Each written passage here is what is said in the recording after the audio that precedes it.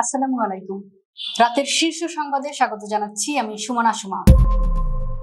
দেশের 23তম রাষ্ট্রপতি মির্জা ফখরুল ইসলাম আলমগীর নবনির্বাচিত রাষ্ট্রপতি মির্জা ফখরুলকে লাল গোলাপ শুভেচ্ছা জানালেন প্রধানমন্ত্রী তারেক রহমান।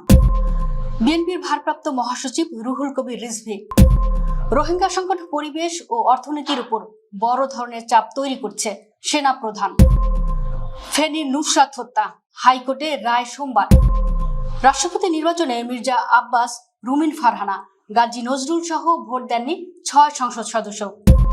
গোয়েন্দা ইউনিট প্রধান সহ এনবিআর এর কর অঞ্চলে বড় রদবদল। জামালপুরে চাচা ভাতিজা হত্যা মামলায় 7 জনের মৃত্যুদণ্ড, যাবজ্জীবন 7। ফেনীতে দরজা খুলতেই গৃহবধূকে ধাক্কা দিয়ে ঘরে ঢুকে বাসায় ডাকাতি, কারাগারে ফিরলেন দীপুমণি। এশিয়ার সাবেক শীর্ষ ধনী হুইকা ইয়ানের যাবজ্জীবন কারাদণ্ড।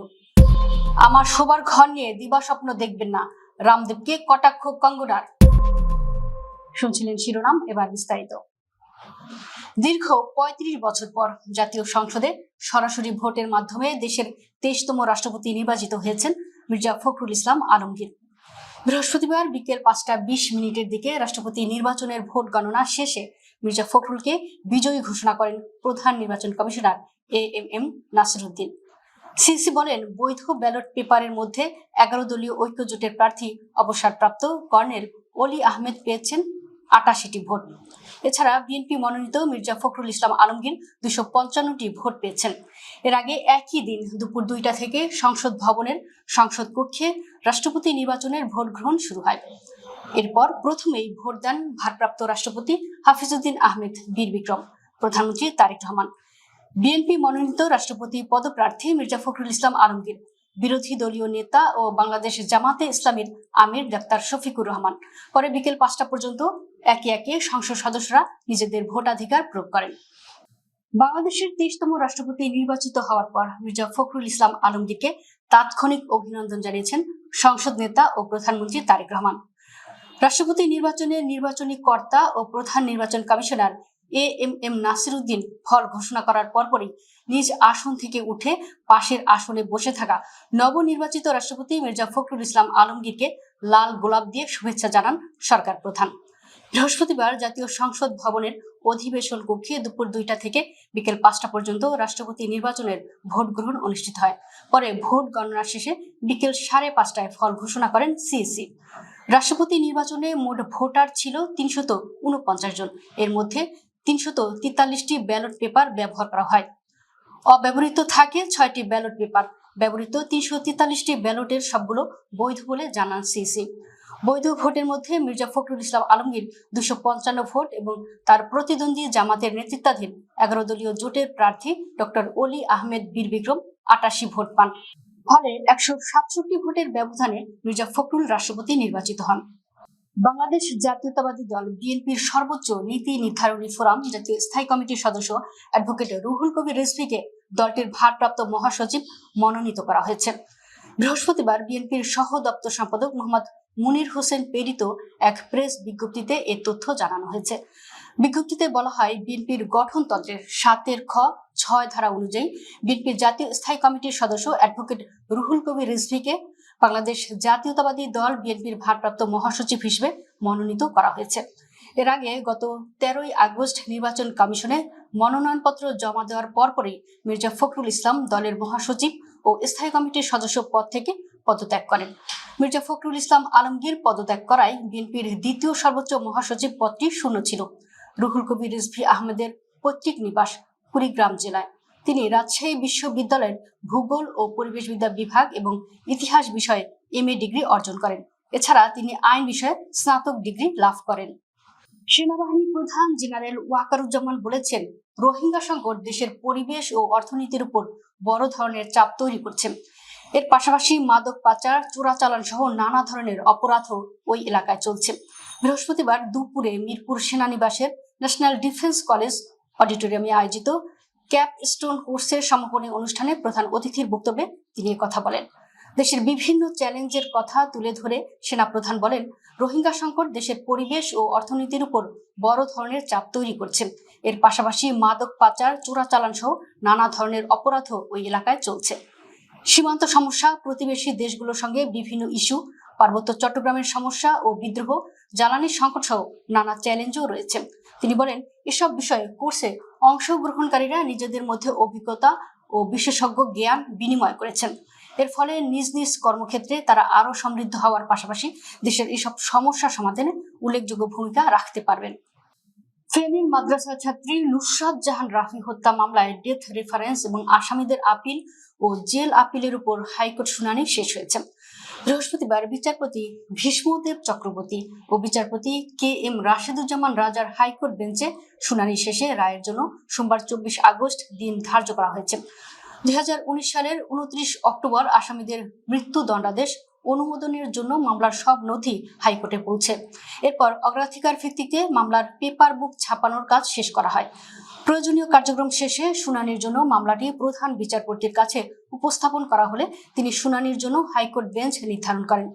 2019 সালের 24 অক্টোবর ফেনীর নারী ও শিশু নির্যাতন দমন ট্রাইব্যুনালের বিচারক মামুনুর রশিদ এ মামলার রায় ঘোষণা করেন। রায়ে 16 আসামির প্রত্যেককে মৃত্যুদণ্ড দেওয়া হয়। রাষ্ট্রপতি নির্বাচনে মোট 349 জন ভোটারের মধ্যে 343 জন ভোট দিয়েছেন। ভোট দেননি 6 জন সংসদ সদস্য। 343টি ভোটই বৈধ। বৃহস্পতিবার জাতীয় সংসদের অধিবেশন কক্ষে ভোট গ্রহণ শেষে ফলাফল ঘোষণা করেন নির্বাচনী কর্তা ও প্রধান নির্বাচন কমিশনার এএমএম নাসির উদ্দিন।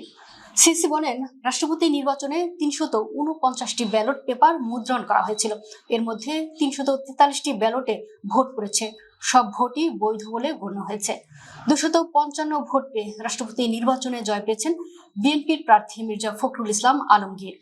নির্বাচনে তার প্রতিদ্বন্দ্বী জামাত জোটের প্রার্থী অলি আহমেদ পেয়েছেন 88টি ভোট। ভোটের ফল অনুযায়ী দেশের 23তম রাষ্ট্রপতি হচ্ছেন মির্জা ফখরুল ইসলাম আলমগীর। কর অঞ্চল ও গোয়েন্দা ইউনিটের প্রধান সহ শীর্ষস্থানীয় একাধিক পদে রদবদল এনেছে জাতীয় রাজস্ব বোর্ড। কর আদায়কারী সংস্থাটির কেন্দ্রীয় গোয়েন্দা সেলের মহাপরিচালকের দায়িত্বে আনা হয়েছে সেলিনা সুলতানাকে, যিনি এতদিন ঢাকার কর অঞ্চল 4-এর কর কমিশনার ছিলেন। বর্তমান মহাপরিচালক মোহাম্মদ আব্দুর রকিবকে দেওয়া হয়েছে ঢাকার কর অঞ্চল 8-এর দায়িত্বে। বিএনপির নেতৃত্বাধীন সরকার ক্ষমতায় আসার পর এনবিআরে এটি সবচেয়ে বড় রদবদল। বৃহস্পতিবার একযোগে 22 কর কমিশনারের দায়িত্বে রদবদল আনে এনবিআর প্রশাসন। জামালপুরের মাদারগঞ্জে চাচা ও ভাতিজাকে হত্যার দায়ে 10 বছর পর 7 জনকে মৃত্যুদণ্ড ও 7 জনকে যাবজ্জীবন কারাদণ্ড দিয়েছে আদালত।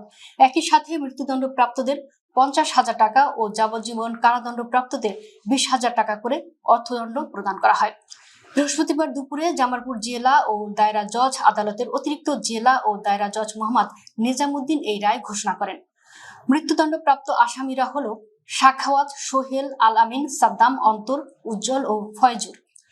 যাবজ্জীবন কারাদণ্ডপ্রাপ্ত আসামিরা হলো চানমিয়া, জিয়ার, শাহ আলম, কাউসার, সুমন, রিফাত ও মুস্তফা। সাজাপ্রাপ্ত সকল আসামি এবং বাদীপক্ষ জামালপুর জেলার মাদারগঞ্জ উপজেলার আদারফিটা ইউনিয়নের গজারিয়া গ্রামের বাসিন্দা। কলিং বেল শুনে দরজায় কি হলে চোখ রাখেন এক নারী। এরপর দরজা খুলতেই তাকে ধাক্কা দিয়ে ঢুকে পড়েন 2 ব্যক্তি।